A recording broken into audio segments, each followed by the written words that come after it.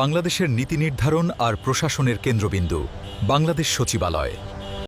এই মর্যাদাপূর্ণ চত্বরে গণপ্রজাতন্ত্রী বাংলাদেশ সরকারের সংস্কৃতি বিষয়ক মন্ত্রণালয়ের অধীনে সরাসরি রাজশাখাতে সরকারি চাকরির একটি দুর্দান্ত সুযোগ তৈরি হয়েছে। নিয়োগ বিজ্ঞপ্তিটি প্রকাশিত হয়েছে ২০ মে ২০২৬। হ্যাঁ, সম্প্রতি সংস্কৃতি বিষয়ক মন্ত্রণালয় এক বিশাল নিয়োগ বিজ্ঞপ্তি প্রকাশ করেছে। সম্পূর্ণ অনলাইন আবেদনের মাধ্যমে ৪টি ক্যাটাগরিতে জনবল নিয়োগ দেওয়া হবে। চলুন ঝটপট জেনে নেওয়া যাক পদগুলো কি কি এবং আপনার যোগ্যতা মিলছে কিনা। সংস্কৃতি বিষয়ক মন্ত্রণালয়ের এই বিজ্ঞপ্তিতে মোট ৪টি ক্যাটাগরিতে জনবল নিয়োগ দেওয়া হবে। পদগুলো যথাক্রমে ৬০ মুদ্রাক্ষরিক কাম কম্পিউটার অপারেটর, অফিস সহকারী কাম কম্পিউটার মুদ্রাক্ষরিক এবং অফিস সহায়ক। প্রতিটি পদের জন্য শিক্ষাগত যোগ্যতা, বেতন স্কেল এবং প্রয়োজনীয় অভিজ্ঞতা আলাদা। আমরা পরবর্তী স্লাইডগুলোতে প্রতিটি পদের বিস্তারিত বিবরণ জানব। সম্মানিত চাকরিপ্রার্থী বন্ধুরা, বিস্তারিত তথ্যে যাওয়ার আগে একটি বিশেষ অনুরোধ: সরকারি বেসরকারি সকল চাকরির নিত্যনতুন এবং শতভাগ নির্ভরযোগ্য খবরের আপডেট সবার আগে পেতে আমাদের খোঁজ দ্য জব ইউটিউব চ্যানেলটি এখনই সাবস্ক্রাইব করুন। আর নিয়মিত ভিডিওর নোটিফিকেশন পেতে পাশে থাকা বেল আইকনটি বাজিয়ে দিয়ে অল অপশনটি সিলেক্ট করে রাখুন। ভিডিওটি ভালো লাগলে লাইক ও বন্ধুদের সাথে শেয়ার করতে ভুলবেন না। তো এখন আমরা প্রতিটি পদের বিস্তারিত বিবরণ জানব।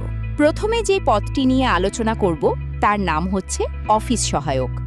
এই পদের গ্রেড হল ২০তম এবং বেতন স্কেল ৮,২৫০ টাকা থেকে ২০,০১০ টাকা। এখানে পদের সংখ্যা সবচেয়ে বেশি, মোট ১৫ জন লোক এই পদে নিয়োগ পাবেন। এই পদের জন্য শিক্ষাগত যোগ্যতা চাওয়া হয়েছে যে কোনো স্বীকৃত বোর্ড হতে মাধ্যমিক স্কুল সার্টিফিকেট বা এসএসসি বা সমমানের পরীক্ষায় উত্তীর্ণ। আমাদের এবারের পদটি হল অফিস সহকারী কাম কম্পিউটার মুদ্রাক্ষরিক। এই পদের গ্রেড হল ১৬তম এবং বেতন স্কেল ৯,৩০০ টাকা থেকে ২২,৪৯০ টাকা। এই পদে লোক নিয়োগ দেওয়া হবে মোট ৭ জন। আবেদনের জন্য শিক্ষাগত যোগ্যতা চাওয়া হয়েছে যে কোনো স্বীকৃত বোর্ড হতে অন্যান্য দ্বিতীয় বিভাগ বা সমমানের সিজিপিএতে উচ্চ মাধ্যমিক সার্টিফিকেট বা এইচএসসি বা সমমানের পরীক্ষায় উত্তীর্ণ। কম্পিউটারে ব্যবহারের ক্ষেত্রে ওয়ার্ড প্রসেসিং, ইমেইল ও ফ্যাক্স চালনার দক্ষতা এবং কম্পিউটার টাইপিংয়ে প্রতি মিনিটে সর্বনিম্ন গতি বাংলায় বোস শব্দ এবং ইংরেজিতে বোস শব্দ থাকতে হবে।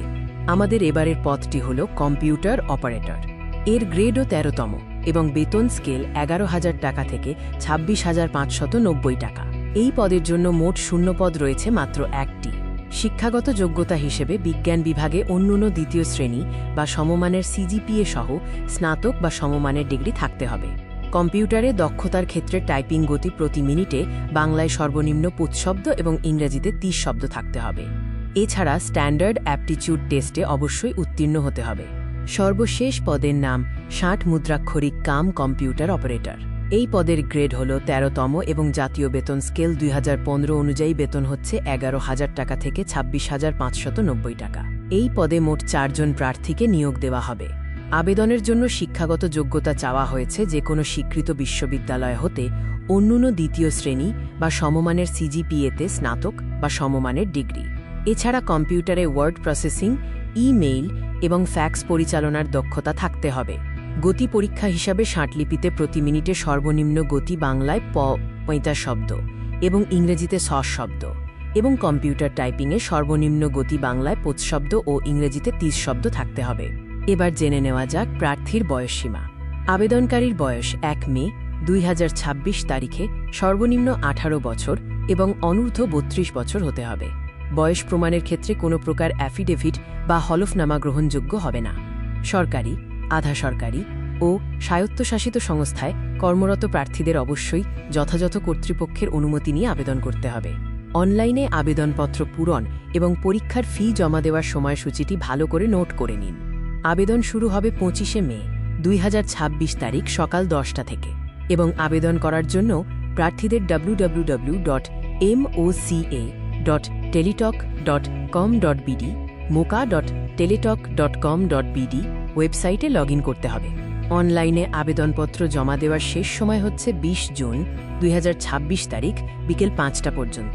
পরীক্ষার ফি হিসেবে ১ থেকে ৩ নম্বর পদের জন্য টেলিটক সার্ভিস চার্জ সহ মোট ১২২ টাকা এবং 4 নম্বর পদের জন্য সার্ভিস চার্জ সহ মোট 56 টাকা আবেদন করার পরবর্তী 72 ঘন্টার মধ্যে জমা দিতে হবে।